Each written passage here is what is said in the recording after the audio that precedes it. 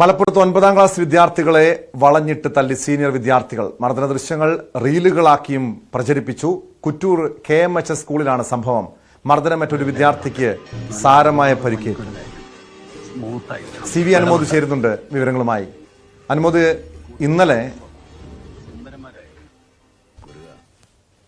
ഇന്നലെ മലപ്പുറത്തു നിന്നുള്ള മറ്റൊരു സ്കൂളിലെ മർദ്ദന ദൃശ്യങ്ങൾ, അക്രമ ദൃശ്യങ്ങൾ അനുമോദ് തന്നെ റിപ്പോർട്ട് ചെയ്തതാണ്.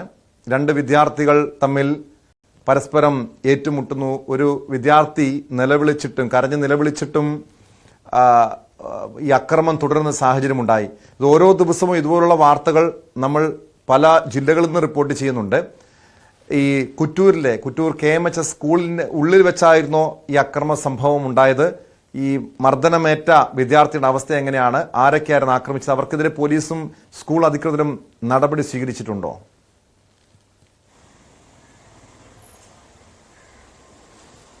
ടോം, ഫെബ്രുവരി 24-ാം തീയതിയാണ് ഈ ഒരു സംഭവം ഉണ്ടായതെന്നാണ് നമുക്ക് അറിയാൻ കഴിയുന്നത്. സ്കൂളിൻ്റെ പരിസരത്ത് വെച്ചായിരുന്നു ഈ സംഭവം. 9ാം ക്ലാസ്സുകാരും 10ാം ക്ലാസ്സുകാരും തമ്മിൽ കുറച്ച് മാസങ്ങളായിട്ട് പല ഇഷ്യൂസും പ്രശ്നങ്ങളും അവിടെ ഉണ്ടായിരുന്നു. അതിൽ തന്നെ 9ാം ക്ലാസ്സിലെ ഒരു കുട്ടി, ആ കുട്ടിയോടായിരുന്നു മറ്റുള്ളവരുടെ വിരോധം. അവർ ഈ 10ാം ക്ലാസ്സുകാരെ ബഹുമാനിക്കുന്നില്ല, ചോദ്യം ചെയ്യുന്നു. ഒരു സീനിയോറിറ്റി തരത്തിലുള്ള ഒരു വൈരാഗ്യം ഇവർക്ക് തമ്മിലുണ്ടായിരുന്നു. അങ്ങനെ ആണ് ഈ ഒരു സംഭവം ഉണ്ടായത് എന്നാണ് അറിയാനാകുന്നത്. കുട്ടിയുടെ നിലയൊക്കെ ഇപ്പോൾ ഓക്കെയാണ്, അതായത് ഗുരുതരാവസ്ഥയിലൊന്നുമല്ല, പരിക്കുകളൊക്കെ ഭേദമായിട്ടുണ്ട്, വലിയ ആരോഗ്യ പ്രശ്നങ്ങളൊന്നുമില്ല. പക്ഷേ ഇതിൽ ഇത്ര ഒരു വളഞ്ഞിട്ട അക്രമം ഉണ്ടായ സംഭവത്തിൽ രക്ഷിതാവ് പോലീസിന് പരാതി നൽകി. തൻ്റെ മകനെ ഇങ്ങനെ അതിക്രൂരമായി ആക്രമിക്കുകയും മറ്റും ചെയ്തു എന്ന് കാണിച്ചുകൊണ്ട് ആ പരാതിയിൽ പോലീസ് അന്വേഷണം തുടങ്ങിയിട്ടുണ്ട്. സ്കൂൾ അധികൃതർക്ക് പോലീസ് ഇതിൻ്റെ വിവരങ്ങൾ നൽകാനായിട്ട് നിർദ്ദേശം നൽകിയിട്ടുണ്ട്. കാരണം ഇത് സ്കൂൾ പരിസരമായതുകൊണ്ട് തന്നെ ആൻറ്റി റാഗിംഗ് സെല്ലിൻ്റെ റിപ്പോർട്ടാണ് ഇതിൽ ഏറ്റവും ആവശ്യമായിട്ട് വേണ്ടത്. ആ റിപ്പോർട്ടിൻ്റെ അടിസ്ഥാനത്തിൽ മാത്രമേ പോലീസിനെ സംബന്ധിച്ച് നടപടികൾ കൈക്കൊള്ളാൻ സാധിക്കുകയുള്ളൂ. ആ റിപ്പോർട്ടിനായി കാത്തിരിക്കുകയാണെന്നാണ് പോലീസ് നമ്മൾ ഈ വിഷയവുമായി ബന്ധപ്പെട്ട് അന്വേഷണം നടത്തിയപ്പോൾ അറിയിച്ചിട്ടുള്ളത്. ഇത് നമ്മൾ ഇന്നലെ കണ്ടതിൻ്റെ മറ്റൊരു തരത്തിലുള്ള പതിപ്പാണ്.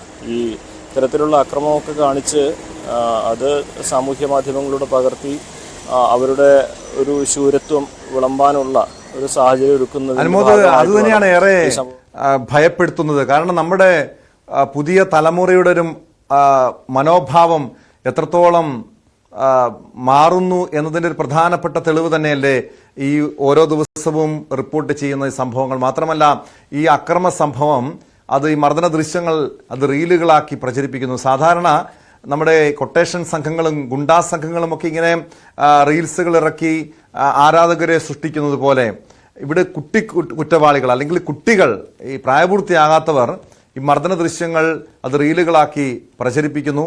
സ്വാഭാവികമായി ഇവരുടെ ഒരു മാനസികാവസ്ഥ കൂടി പരിശോധിക്കേണ്ട ഒരു സമയമല്ലേ ഇത്?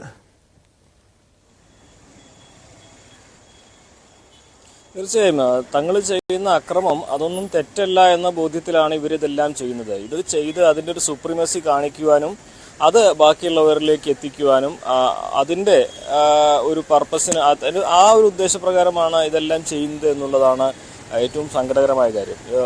ഈ തല്ലുക മാത്രമല്ല, തല്ലിയത് പ്രചരിപ്പിക്കുക കൂടി ചെയ്യാണ്. അതും എഡിറ്റൊക്കെ ചെയ്ത് നമ്മൾ ഈ സിനിമയിലെ ഡയലോഗുകളും ആ ബാക്ക്ഗ്രൗണ്ട് മ്യൂസിക്കുകളൊക്കെ ഉൾപ്പെടുത്തിക്കൊണ്ട് എന്തോ ഒരു ഹീറോയിക് ആയിട്ടുള്ള എഫേർട്ടാണ് കാണിക്കുന്നത് എന്ന തരത്തിൽ ആളുകളിലേക്ക്, അല്ലെങ്കിൽ ആ പ്രത്യേക ഗ്രൂപ്പുകളിലേക്ക്, അല്ലെങ്കിൽ അവരുദ്ദേശിക്കുന്ന ആ തരത്തിലേക്ക് ഇത് പ്രചരിപ്പിക്കുകയാണ് ചെയ്യുന്നത്. അവിടെയാണ് ഇതൊരു തെറ്റാണെന്ന് തോന്നാത്തതിൻ്റെ ആശങ്ക. ഇപ്പോൾ ഇവരിത് ചെയ്യുന്ന നാളെ ആർക്ക് നേരെ വേണമെങ്കിലും ചെയ്യാം. ഇന്നിപ്പോൾ ഇതുമായി ബന്ധപ്പെട്ട മറ്റൊരു കാര്യം കൂടി നമ്മൾ പറയണം. ഇപ്പോൾ ഈ വർദ്ധിച്ചു വരുന്ന ഈ കുട്ടികളുടെ വയലൻസും ഈ ഡ്രഗ്സിനോടുള്ള അഡിക്ഷനൊക്കെ സാമൂഹ്യ രംഗത്ത് വലിയൊരു പ്രശ്നമാവുന്ന സാഹചര്യത്തിൽ DYFIക്ക് അതിനെതിരെ ഒരു വലിയ തോതിലൊരു പ്രചരണം തുടങ്ങാൻ പോവുകയാണ്. അപ്പോൾ അതുമായി ബന്ധപ്പെട്ടൊരു വാർത്താ സമ്മേളനത്തിൽ അവർ പറഞ്ഞ ഒരു പ്രധാനപ്പെട്ട കാര്യമാണ്, അത് സന്ദർഭേണ സൂചിപ്പിക്കുകയാണ്, ഇത്തരം വിഷയങ്ങൾ ആളുകളുടെ ഇടയിലേക്ക്, കുടുംബങ്ങളുടെ ഇടയിലേക്ക് പ്രചരിപ്പിക്കുന്നതിൻ്റെ ഒരു ആവശ്യകതയെക്കുറിച്ചാണ് അവരെല്ലാം തന്നെ ആശങ്കപ്പെടുന്നത്. കാരണം അത് എത്രമാത്രം കുട്ടികൾ മാറിയിട്ടുണ്ട് എന്ന കാര്യം കുടുംബാംഗങ്ങൾ അറിയാത്തതാണ് ഈ ഒരു വിഷയം ഇത്രയും ഗൗരവത്തിൽ വർദ്ധിക്കാനുള്ള ഒരു കാരണം. അതുപോലെ തന്നെ പൊതു കളിയിടങ്ങളും മറ്റും ഇല്ലാതെയാകുമ്പോൾ സ്വാഭാവികമായിട്ടും മുറിയിൽ മാത്രം ഒതുങ്ങിപ്പോകുന്ന തരത്തിലേക്ക് കുട്ടികൾ മാറുമ്പോൾ അവരെങ്ങനെയാണ് അവരുടെ സമയം ചെലവഴിക്കുന്നതെന്നും അവരുടെ കൂട്ടുകെട്ട് എങ്ങനെയാണ് അവർ രൂപപ്പെടുത്തുന്നതെന്നും ഒന്നും ആർക്കും അറിയാൻ കഴിയാത്ത ഒരു ദുരൂഹത നിലനിൽക്കുകയാണ്. അപ്പോൾ ആ തരത്തിൽ ഉള്ള ഒരു സാഹചര്യത്തെ മാറ്റിയെടുക്കുക എന്നുള്ളത് ഒരു കേവലം ഏതെങ്കിലും ഒരു വിഭാഗത്തിൻ്റെ മാത്രം ഉത്തരവാദിത്തമായിട്ടല്ല, എല്ലാവരും കൂടി ഒരുമിച്ച് അത് ചെയ്യേണ്ട കാര്യമുണ്ട് എന്നൊക്കെ അവർ പറയുമ്പോൾ ഈ വിഷയത്തിൻ്റെ ഗൗരവം സമൂഹം മനസ്സിലാക്കിയിട്ടുണ്ട് എന്നുകൂടി നമ്മൾ പറയേണ്ടതുണ്ട്. നമ്മൾ തുടർച്ചയായിട്ട് ഒരേ വാർത്തകളല്ലേ കാണിക്കുന്നതെന്നൊക്കെ ചോദ്യങ്ങൾ വരാം. പക്ഷേ ഒരേ സ്വഭാവമുള്ള വാർത്തകളാണെങ്കിലും അതിൻ്റെ ഒരു പ്രാധാന്യം വലുതാണ് എന്നതുകൊണ്ടാണ് നമ്മൾ ചെറുതാണെങ്കിലും അത് ഒരുപക്ഷെ വാർത്തകളായിട്ട് റിപ്പോർട്ട് ചെയ്യുന്നത്. അതുകൊണ്ട് തന്നെ ഇനി ഇത്തരത്തിലുള്ള സംഭവങ്ങൾ ചെയ്യുന്നതിൽ ശരികേടുണ്ട് എന്ന് ബോധ്യപ്പെട്ട് അവരെ അതിൽ നിന്ന് പിന്തിരിപ്പിക്കാനുള്ള ശ്രമം എല്ലാ ആളുകളിൽ നിന്നും വേണം, എല്ലാ വിഭാഗ ആളുകളിൽ നിന്നും ശ്രമങ്ങൾ നടത്തണം എന്നുള്ളതാണ് ഇത്രയും വാർത്തകൾ. തീർച്ചയായും അനുമോദ് സൂചിപ്പിച്ചതുപോലെ കൃത്യമായൊരു ഇടപെടൽ ആവശ്യമാണ്. അനുമോദ്, അല്പസമയം മുൻപ് നമ്മൾ മാർക്കോ സിനിമയുടെ നിർമ്മാതാവിന്റെ ഒരു കുറ്റസമ്മതം ത്തെക്കുറിച്ചുള്ള വാർത്ത നമ്മൾ റിപ്പോർട്ട് ചെയ്തു. ഇനി മാർക്കോ പോലുള്ള സിനിമകൾ, വയലൻസ് സിനിമകൾ ചെയ്യില്ല എന്ന്. ഇവിടെ അദ്ദേഹം ന്യായീകരിച്ച ചില കാര്യങ്ങളുണ്ടായിരുന്നു. 18 വയസ്സിൽ താഴെയുള്ള കുട്ടികൾ ആ സിനിമ കാണരുതെന്ന് പറഞ്ഞിരുന്നുവെന്ന്. പക്ഷേ നമുക്കറിയാം അതിന് എ സർട്ടിഫിക്കറ്റ് ആ സിനിമയ്ക്ക് ഉണ്ടായിരുന്നു. പക്ഷേ പ്രായപൂർത്തിയാകാത്തവർ ആ സിനിമ കണ്ടിട്ടുണ്ട്. മാത്രമല്ല ആ സിനിമ മാർക്കോ മാത്രമല്ല, കൂടുതൽ വയലൻസ് സിനിമകൾ ഈ സമീപകാലത്ത് പുറത്തിറങ്ങിയതുമാണ്. ഈ അടുത്തിടെ നമ്മൾ കേരളത്തിൽ റിപ്പോർട്ട് ചെയ്ത പല അക്രമ സംഭവങ്ങളും, പ്രത്യേകിച്ചും ക്യാമ്പസുകളിൽ, സ്കൂളുകളിലൊക്കെ റിപ്പോർട്ട് ചെയ്ത പല അക്രമ സംഭവങ്ങളും പരിശോധിച്ചാൽ അവിടെ പ്രതിസ്ഥാനത്ത് നിൽക്കുന്നത് 10ാം ക്ലാസ്സിലും +1 +2 പഠിക്കുന്ന കുട്ടികളാണ്. അതായത് ഈ 14 വയസ്സിനും 17 വയസ്സിനും 18 വയസ്സിനും ഇടയിലുള്ള കുട്ടികളാണ് ഇതുപോലുള്ള അക്രമങ്ങളിലേക്ക് വഴിമാറുന്നതെന്ന് കൃത്യമായി ഓരോ വാർത്തകൾ പരിശോധിച്ചാലും മനസ്സിലാക്കാൻ കഴിയും.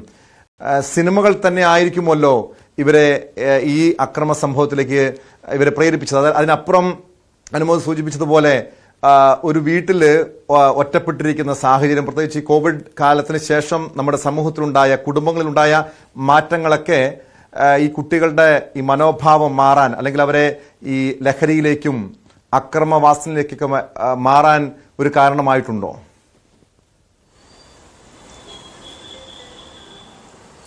തീർച്ചയായും അത് പ്രധാനപ്പെട്ട ഒരു കാര്യമാണ്. ഈ കോവിഡിന് മുൻപും ശേഷവും എന്ന തരത്തിലുള്ളൊരു തരംതിരിക്കൽ. അതുവരെ മുതിർന്നവരുടെ നിർദ്ദേശപ്രകാരം മാത്രം ഉപയോഗിക്കാൻ ലഭിച്ചിരുന്ന മൊബൈൽ ഫോണുകൾ, അത് മുതിർന്നവരുടെ മൊബൈൽ ഫോണുകൾ, അത് ആ വിലക്കുകളും നിയന്ത്രണങ്ങൾക്കൊക്കെ അപ്പുറം സ്വതന്ത്രമായിട്ട് കുട്ടികൾക്ക് ലഭിക്കുന്ന ഒരു സാഹചര്യം. ഇപ്പോഴും ഒരു കാര്യം നമ്മൾ ശ്രദ്ധിക്കേണ്ടത്, പാരന്റ് കൺട്രോൾ ആപ്പുകൾ എന്നൊരു സംവിധാനം നമ്മളെ ഈ മൊബൈലുകളൊക്കെ നിയന്ത്രിക്കാൻ കഴിയുന്നതായിട്ടുണ്ട്. അത് ഒരു രക്ഷിതാവ് അത്തരത്തിലുള്ള ഒരു മൊബൈൽ ഫോൺ വിദ്യാർത്ഥിക്ക്, മകൾക്കോ മകനോ വാങ്ങിച്ചു കൊടുക്കുകയാണെങ്കിൽ അതിൽ പാരന്റ് കൺട്രോൾ ആപ്പുകളൊക്കെ ആ രക്ഷിതാവിന് ഇൻസ്റ്റാൾ ചെയ്യാവുന്നതാണ്. അങ്ങനെയാണെങ്കിൽ കുട്ടികൾ എന്ത് കാണുന്നു, എത്ര സമയം കാണുന്നു എന്നുള്ള ഡയറക്ഷൻസ് വരെ നമുക്കതിൽ സെറ്റ് ചെയ്ത് നൽകാൻ കഴിയും. അങ്ങനെയൊക്കെ ഒരു കൃത്യമായ നിരീക്ഷണവും നിയന്ത്രണമൊക്കെ ഉണ്ടെങ്കിൽ ഇതിനൊരു പരിധി വരെയൊക്കെ തടയിടാൻ കഴിയുന്നതാണ്. പക്ഷേ അത്തരത്തിലുള്ളൊരു ബോധവൽക്കരണം, ടെക്നോളജിക്കലി ഉള്ള ഒരു ബോധവൽക്കരണം കൂടി ഈ മേഖലയിൽ ഇതിനെക്കുറിച്ചൊക്കെ നടത്തേണ്ട സമയം അതിക്രമിച്ചിട്ടുണ്ട്. സിനിമകൾ തിയേറ്ററിനുള്ളിൽ പോയിട്ട് ഒരുപക്ഷെ അവർക്ക് സർട്ടിഫിക്കറ്റ് ഉള്ളത് കാണാൻ കഴിഞ്ഞില്ലെങ്കിലും ടെലഗ്രാം പോലെയുള്ള ആപ്പുകളിൽ ഏത് സിനിമകളാണ് ലഭ്യമല്ലാത്തത്? അവരെ സംബന്ധിച്ച് അത് എവിടെ നിന്നും ഡൗൺലോഡ് ചെയ്യാം, എങ്ങനെയും കാണാം. അത് ഇന്ത്യയിൽ റിലീസില്ലാത്ത പടങ്ങൾ പോലും കാണാം. അതിൽ എത്രമാത്രം വയലൻസ് ഉണ്ട്, എത്രമാത്രം മറ്റു വിഷയങ്ങളുണ്ടെന്ന് നമുക്ക് പറയാനാകില്ല. അപ്പോൾ ഇതെല്ലാം നമ്മുടെ ചുറ്റും സുലഭമാണ്.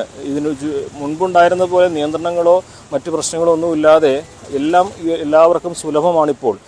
സാങ്കേതികവിദ്യ അത്രമാത്രം വളർന്നിട്ടുണ്ട്. പക്ഷേ അതോടൊപ്പം തന്നെ ഈ കാര്യങ്ങൾ നമ്മൾ എപ്പോഴും എടുത്തു പറയുന്നൊരു കാര്യം, രക്ഷിതാക്കളെതിരെക്കുറിച്ച് ബോധവാന്മാരാകണമെന്നുള്ളത്. സാങ്കേതികവിദ്യയെക്കുറിച്ച് കുട്ടികൾ അറിയുന്നതിനൊപ്പം രക്ഷിതാക്കൾ അറിഞ്ഞാൽ മാത്രമേ അവരെ നിയന്ത്രിക്കാൻ കഴിയുള്ളൂ എന്നത് ഒരു യാഥാർത്ഥ്യമാണ് എന്നുള്ളതുകൊണ്ടാണ്. ഈ പാരന്റ് കൺട്രോൾ ആപ്പുകൾ, കുട്ടികളുടെ ഫോണുകളെ നിയന്ത്രിക്കുന്ന ആപ്പുകളെക്കുറിച്ചും അതിൻ്റെ കാര്യങ്ങളെക്കുറിച്ചൊക്കെ എത്ര രക്ഷിതാക്കൾക്ക് അറിയാവുന്ന ചോദ്യം വളരെ പ്രസക്തമാണ് ഈ ഘട്ടത്തിലൊക്കെ. അപ്പോൾ സിനിമകൾ സ്വാധീനിക്കുന്നുണ്ട് എന്നുള്ളത് ഒരു വസ്തുത തന്നെയാണ്. പക്ഷേ ഈ സാങ്കേതികവിദ്യ അത് ഇത്രമാത്രം വളരുന്ന സമയത്ത് നിരോധനവും നിയന്ത്രണവും ഒക്കെ എത്രമാത്രം പാലിക്കപ്പെടുമെന്നുള്ളതാണ് ചോദ്യം. അതൊക്കെ മറികടക്കാനുള്ള കഴിവ് നമ്മുടെ കുട്ടികൾക്കുണ്ട് എന്നുള്ളത് ഗുണപരമായ തലത്തിൽ കാണുകയാണെങ്കിൽ നേട്ടമാണ്. പക്ഷേ അതിൻ്റെ ഗുണപരമായിട്ടുള്ള നേട്ടമല്ല ഇപ്പോൾ നമ്മൾ കണ്ടുകൊണ്ടിരിക്കുന്നു എന്നുള്ളതാണ് ഏറ്റവും സങ്കടകരമായൊരു കാര്യം. ടോം. യെസ്, വ്യക്തമാണ്. മലപ്പുറത്തുനിന്ന് CV അനുമോദാണ് വിവരങ്ങൾ നൽകിയത്. ഈ ലഹരിയുടെയൊക്കെ ഉപയോഗം ക്രിമിനൽ വാസനയിലേക്ക് പുതിയ തലമുറയെ കൊണ്ടെത്തിക്കുന്നു എന്ന് മാത്രമല്ല, അതോടൊപ്പം അവരുടെ ജീവന് തന്നെ, പുതിയ തലമുറയുടെ ജീവന് തന്നെ അത് ഭീഷണിയാകുന്നു എന്ന രീതിയിലുള്ള അത് വ്യക്തമാക്കുന്ന രീതിയിലുള്ള ചില വാർത്തകളും പുറത്തു വരുന്നുണ്ട്.